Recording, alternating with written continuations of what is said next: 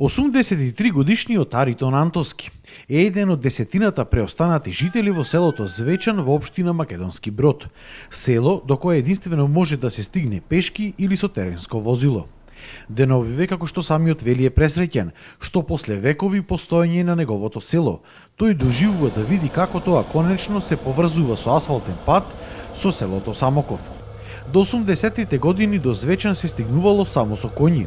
Во 1980 година бил пробиен пат, но со годините и тој зараснал со грмушки и зеленило и станал непроводен. Тогаш започнала и масовната миграција. Деновиве започна повторно пробивање на патот. Тој е долг 4 километри, а инвестицијата е обезбедена со кредит од Светска банка.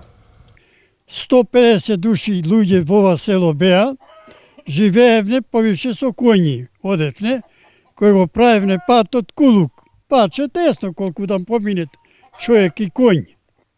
После 80-та година го просековме овај пат.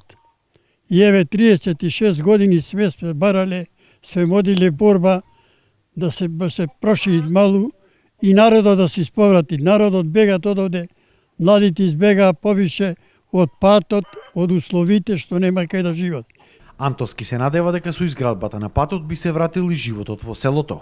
Вели можеби луѓето нема постојано да живеат тука, но би биле во текот на поголемиот дел од годината, затоа што тука имале имот.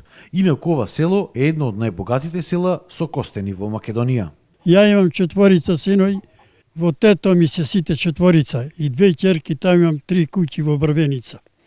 И во секое време сака да се вратат овде и кај да се вратиме, викат кога првенствено пат немаме да доеме со колије. Ако се направи патот сега, дали мислиш дека би се вратили луѓето барем во одреден дел на годината живеат тука? Мислим дека луѓе ќе се повратат многу. Ете, моите тие 20 се пензионери синови, викат во секое време ние, ако не останеме подолго време, ќе се враќаме баре да го збираме имот што ми е овде. На исто мислење дека патот ќе ги врати луѓето се и сожителите на Антовски. И па со патов кој ќе се направи, тоа би се подобрило далеко подобро, во позитивна страна. Би се вратили ли дел од луѓето? Па нормално, би се вратиле. Тука се родени, секој го влечат кај што си е роден. Освен патот до селото Звечан, деновиве започна со изградба и патот село Заград, село Волче. Овие два локални патни правци чинат околу 62 милиони денари. Иако дел од селата се ретко населени, една од целите на општината е секое село да добие асфалтен пат. За овие два патни правци обезбедивме средства исто така со заем од Светска банка, за кој заем е гарант владата на Република Македонија под доста поволни услови.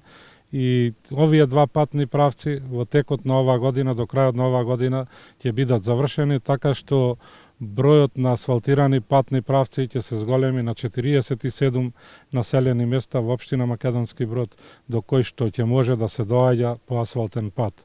Значи ќе останат за наредните години уште 5 локални патни правци за асфалтирање, за да селата да бидат 100% асфалтирани. Македонски Брод е еден од ретките градови во Македонија, кој 100% ги има асфалтирано сите улици во градот. И сега се започнува со асфалтирање на улиците по населените места. За 12 години во општина Македонски Брод биле вложени околу 15 милиони евра за изградба на патна инфраструктура.